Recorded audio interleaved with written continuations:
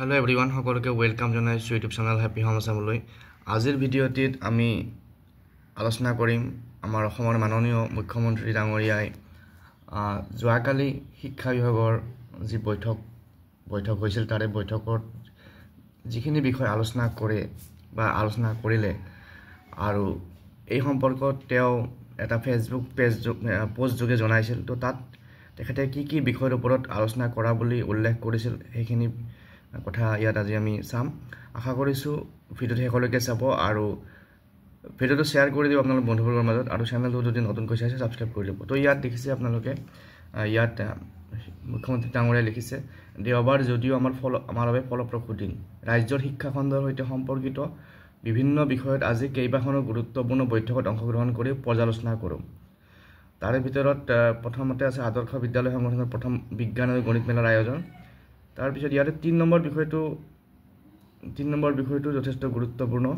৩ number আৰু ৪ number ইয়াতে কৈছে যে শিক্ষকসকলৰ দাবী বিবেচনা কৰি ছুটি আৰু গ্ৰেড পে বেতনৰ সকলো বিষয়ৰ বাবে গ্ৰহণযোগ্য হোৱাকৈ চৰকাৰে ইতিবাচক স্থিতিত ল'ব। যিহেতু আমাৰ শিক্ষকবিলাকৰ যিটো আৰ্ণ লিভ বা আৰ্জিত ছুটি সেইটো বৃদ্ধি কৰাৰ কাৰণে এটা দাবী উত্থাপন হৈছে বা চৰকাৰৰ ওচৰত আপিল কৰা হৈছে। গতিকে এই সম্পৰ্কত মুখ্যমন্ত্ৰী মহোদয়ে কৈছে যে এই যিটো দাবী আছে এই দাবী বিবেচনা কৰি পেলাই আৰু গ্ৰেড বেতন অৰ্থাৎ গ্ৰেড পেক লৈ পেলাই এটা খেলিমেলি যি হৈ আছে এই গোটেইখিনি বিষয়ৰ ওপৰত চৰকাৰে এটা পজিটিভ স্থিতি এটা ল'ব আৰু এই ক্ষেত্ৰত বিহিত ব্যৱস্থা ল'ব।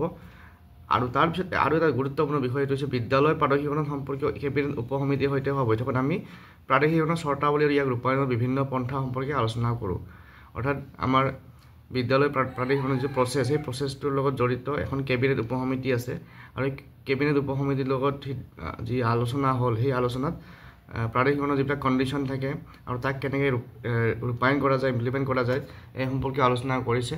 আৰু লগতে বিষয়াসকলক ইয়াৰ বাবে ডাটা ভেলিডেশ্যন ত্বৰান্বিত কৰিবলৈ নিৰ্দেশনা প্ৰদান কৰোঁ। অৰ্থাৎ যিসমূহ অফিচাৰ আছে অফিচাৰবিলাকক প্ৰাদেশিকৰণৰ কাম কাজখিনি সোনকালে আগুৱাবৰ কাৰণে অৰ্ডাৰ দিয়ে আৰু যিবিলাক তথ্য প্ৰাদেশিকৰণ সম্পৰ্কীয় গোটেইবিলাক তথ্য যাতে সময়মতে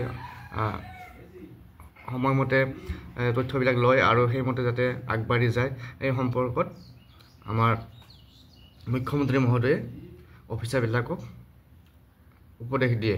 গতিকে এই যে বিষয় দুটা ৩ নম্বৰ আৰু ৪ নম্বৰ এই বিষয় দুটা আমাৰ শিক্ষা জগতৰ কাৰণে যথেষ্ট গুৰুত্বপূৰ্ণ বিষয় আৰু আশা কৰিছোঁ এই দুটা বিষয়ৰ সোনকালে সমাধান হ'ব মুখ্যমন্ত্ৰীৰ নেতৃত্বত, যিহেতু মুখ্যমন্ত্ৰী মহোদয়ে এক পজিটিভ এটা ষ্টেপ লৈছে আৰু যোৱাকালিত বন্ধৰ দিন হ'লেও এই বিষয় দুটাৰ ওপৰত গুৰুত্বপূৰ্ণভাৱে আলোচনা কৰিছে আৰু চৰকাৰৰ যি বিহিত ব্যৱস্থা বা চৰকাৰে যিখিনি ল'ব পাৰে সেই ক্ষেত্ৰত আগবাঢ়ি যাবৰ কাৰণে আলোচনা কৰিছে। গতিকে আজিৰ ভিডিঅ'ত এইখিনি ইনফৰমেশ্যন শ্বেয়াৰ কৰোঁ। নেক্সট এনেকুৱা ইনফৰমেশ্যন থাকিলে শ্বেয়াৰ কৰিম।